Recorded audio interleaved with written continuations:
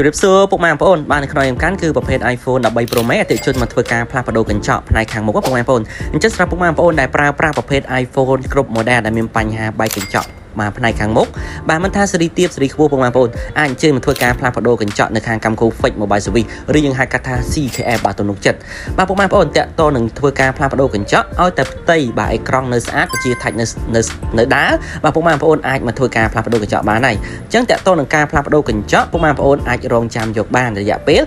15 นาทีទៅ30 នាទីអញ្ចឹងរាល់ការយើងរងចាំពុកម៉ែបងប្អូនអាចមើលជាងជំនាញយើងបានតាក់ទងនឹងការគាត់ធ្វើការផ្លាស់ប្ដូរកញ្ចក់ថាច់ដែលយកចិត្តទុកដាក់ខ្ពស់បំផុតបាទពុកម៉ែបងប្អូនតាក់ទងនឹង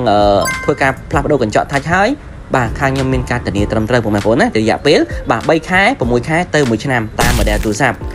អញ្ចឹងពុកម៉ែបងប្អូនបានឃើញវីដេអូនេះហើយពុកម៉ែបងប្អូនក៏ចុច like មួយ share មួយដើម្បីទទួលបាន promotion ពិសេសបាទថែមដុំសាកនឹងកាយអាប់អញ្ចឹងពុកម៉ែបងប្អូនតែសួររកទីតាំងហើយទីតាំងខ្ញុំមាន2សាខាពុកម៉ែបងប្អូនបាទសាខាទី1នៅ Stop Camco City សាខាទី2នៅ Stop ទូកកអញ្ចឹងព័ត៌មានបន្ថែមពុកម៉ែបងប្អូនអាចប្រកសាយយោបល់តាមលេខ Telegram ឬក៏មកដល់ទីតាំងហាងផ្ទាល់តែម្ដងអរគុណច្រើនពុកម៉ែបងប្អូនបាទជួបខ្ញុំនៅវីដេអូក្រោយៗទៀត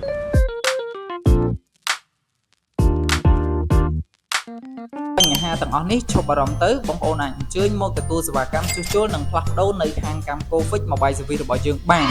ពុកម៉ែបងប្អូនយើងមាន free ជូនជាមួយនឹងកាហ្វេនិងភេសជ្ជៈផ្សេងៗជូនបងប្អូនពិសាដោយឥតគិតថ្លៃហើយយើងមាន promotion បញ្ចុះតម្លៃជូនបងប្អូនដែលគ្រាន់តែធ្វើការចុច like និង share មួយគឺបងប្អូននឹងទទួលបានការបញ្ចុះតម្លៃពិសេសផងដែរអូខ្ញុំភ្លេចប្រាប់នៅមានមួយទៀតបងប្អូននៅពេលដែលបងប្អូនមកទទួលសេវាកម្មជួសជុលនៅហាងកម្ម Covid Mobile Service របស់យើងទាំង2សាខាគឺយើងមានថែមជូននៅកាដូពិសេសជាមួយនឹងកាស AirPod និងដុំសាកថ្មជូនបងប្អូនដោយឥតគិតថ្លៃផងដែរដូច្នេះពីរនេះគឺបងប្អូនអាចជ្រើសរើសយកមួយបានអរគុណពុកម៉ែបងប្អូនយើងជួបគ្នានៅវីដេអូក្រោយទៀត